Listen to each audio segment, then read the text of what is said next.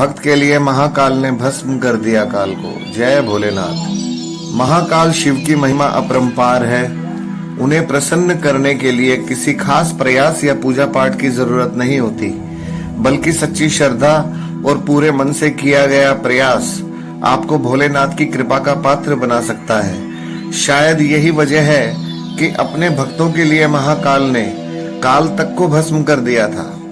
ऐसी ही एक कथा मिलती है हमारे धार्मिक ग्रंथों में, जिसे हम आपके साथ शेयर कर रहे हैं। मान्यता है कि भक्तों का चरित्र पढ़ने से और सुनने से भोलेनाथ की असीम कृपा और पुण्य की प्राप्ति होती है। तो आइए जानते हैं। स्वयं महाकाल के पुत्र कार्तिकेय ने सुनाई थी ये कथा।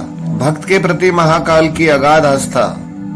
भक्त के प्रति महाकाल की अगाध आस्था जिस कहानी का हम जिक्र कर रहे हैं, वह स्वयं भगवान कार्तिकेय ने संतों को सुनाई थी। इसके अनुसार राजा श्वेत केतु, जो कि भोलेनाथ के परम भक्त थे, उन्होंने काल को भी जीत लिया था।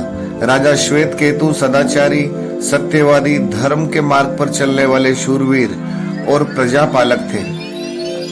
वे अत्यंत ही निष्ठा और प्रेम भाव से प्रजा का पालन और अगाध आस्था और श्रद्धा भाव से शिव भक्ति करते थे। उनके इस भक्ति भाव से महाकाल अत्यंत प्रसन्न थे। उनकी कृपा से श्वेत केतु राज्य के लोग दुख, दरिद्र, अकाल मृत्यु और महामारी से अछूते थे। एक दिन जब राजा श्वेत केतु जीवन काल समाप्त होने को था और वह भोलेनाथ की आराधना में लीन थे, तब चित्रगुप्त ने यमराज से कहा कि राजा श्वेत केतु की आयु अब उनके प्राण हरने का समय है। तब यमराज ने अपने दूतों को आज्ञा दी कि वे जाएं और श्वेत केतु के प्राण हर लाएं। यमदूत राजा श्वेत केतु के पास पहुंचे तो शिव मंदिर में थे।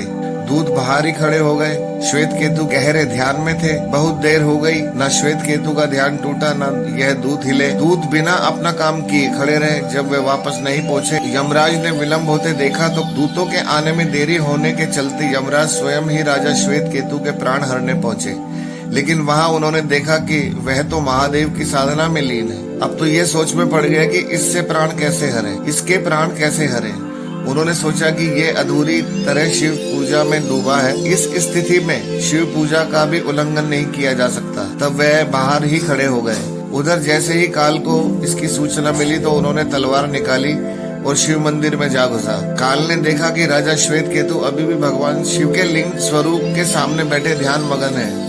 वह झपट कर आगे बढ़ा और जैसे ही उसने राजा श्वेत केतु को सिर काटने के लिए तलवार उठाई, शिव ने अपना तीसरा नेत्र खोलकर काल की ओर देखा। भोलेनाथ का तीसरा नेत्र खुलते ही काल वहीं राजा श्वेत केतु के सामने जलकर भस्म हो गया। थोड़ी देर बाद राजा श्वेत केतु का ध्यान टूटा। उन्होंने अपनी आंख खोली तो राख में बदल चुके काल को देखा।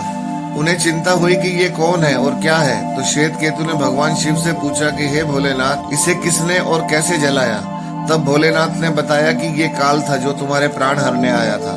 राजा श्वेत केतु ने कहा कि हे महाकाल, ये तो आपकी ही आज्ञा से तीनों लोकों में विचरता है, लोक को नियंत्रण में रखता है। इसी के भय से तो लोग पुण्य कार्य करते हैं। राजा श्वेत केतु ने कहा कि हे, आप इसे अति शीघ्र जीवन दान दे दे।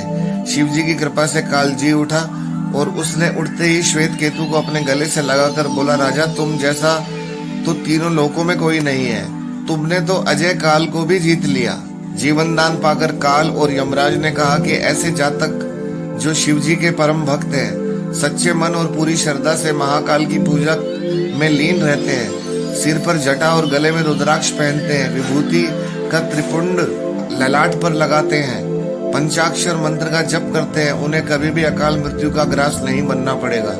कथा के अनुसार इस आशीर्वाद के बाद श्वेत केतु ने लंबे समय तक राज किया और फिर महाकाल की कृपा पाकर उनमें ही विलीन हो गए।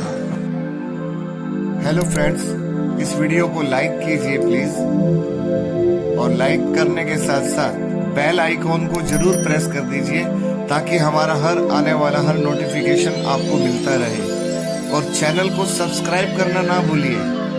धन्यवाद फ्रेंड्स।